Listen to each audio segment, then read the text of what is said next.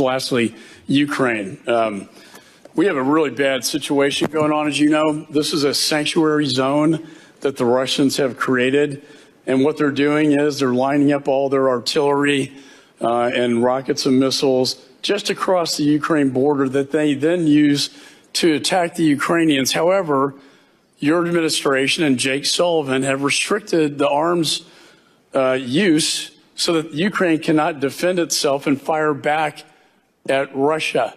That's why I mandated the ATACMS and the supplemental, the long range, short range, and the HIMARS, that your administration is tying their hands behind their back, not unlike what you're trying to do in Israel. Will you change this policy so Ukraine can fight without one hand tied behind its back? Well, as you know, we've rallied 50 countries over the last 2 years to come to Ukraine's defense, to provide it with the weapons it needs to defend itself, to push back against Russian aggression.